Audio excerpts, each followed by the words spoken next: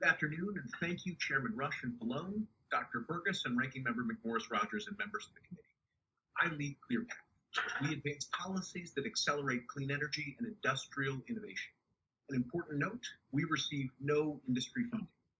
As I stated the last time I had the honor to address this committee, climate change is an urgent challenge that merits significant policy action at every level of government and the private sector. We need look no further than Texas and across the Midwest to see the havoc extreme weather can have on the energy system. As America creates the grids of the future, we must utilize all forms of clean energy to ensure reliability. As this committee considers its part in U.S. climate and clean energy policies, those solutions should be ambitious, but also technology inclusive, politically realistic, and pragmatic. Policies must also support U.S. jobs. Too often, solutions are oversimplified to a set of false choices: renewable versus fossil, economy versus environment, immediate action versus inaction. The reality is solutions to make the global clean energy transition cheaper, faster, and more flexible. Policy proposals must also reflect the global nature of the challenge. A molecule of CO2 emitted in Shanghai has the same impact as one released in Chicago. Policies like fuel switching, shutting down traditional energy production, or simply subsidizing certain technologies will do little to impact global emissions and may lead to loss of American jobs.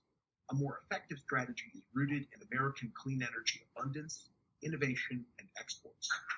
Today, I'll first level set on where we are today. Second, discuss policy to achieve a clean power future affordably and reliably.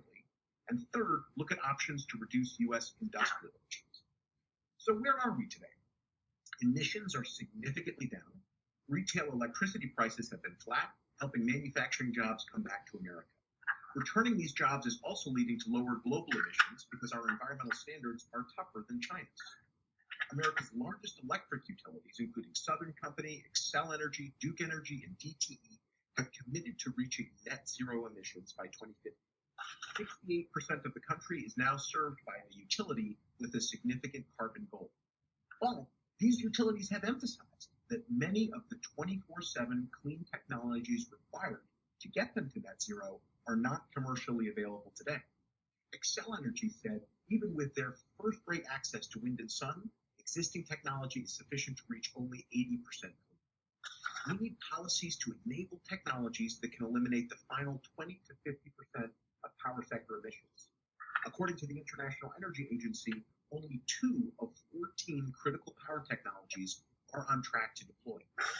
We recommend that policymakers now work with industry, not against them.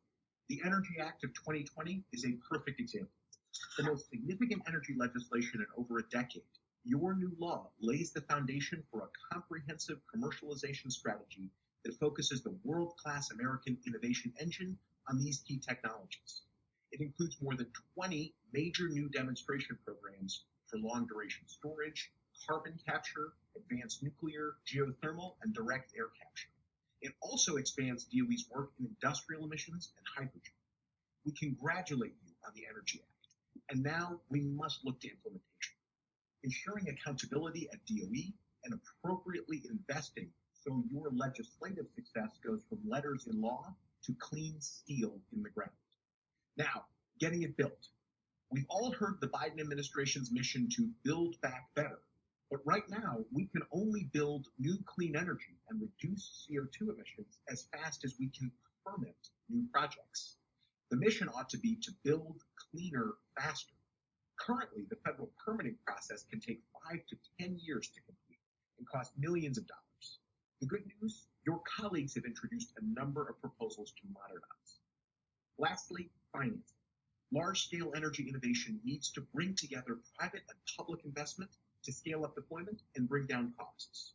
At the end of 2020 and early this year, you hit a policy trifecta for carbon capture: new aggressive R&D authorizations, a carbon capture tax credit, 45Q extension, and final administrative rules on how developers can properly claim the credit.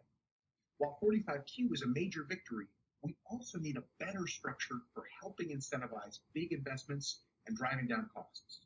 The Energy Sector Innovation Credit would update the energy portion of the tax code by allowing cutting-edge technologies to gain commercial viability. Now, our mantra in power sector work has been that the U.S. will not meaningfully reduce emissions without more clean and affordable technologies. This is even truer in the industrial sector. More than 10 million hardworking Americans are employed there, and ensuring those jobs stay in America must remain a priority. Energy-intensive, trade-exposed industries like steelmaking absolutely require affordable new technologies to help them decarbonize. Without them, we risk not only losing central U.S. jobs, but leaking the industrial activity to countries with worse emissions, like China, effectively increasing the risks of climate change. A serious debate on climate solutions must include a dose of political and technical realism. Climate change is an urgent problem that must be addressed today. It's imperative for all sides to agree that building cleaner energy in America will rebound our economy from COVID-19, create jobs, and have a significant global impact. Thank you for this opportunity. I look forward to the discussion.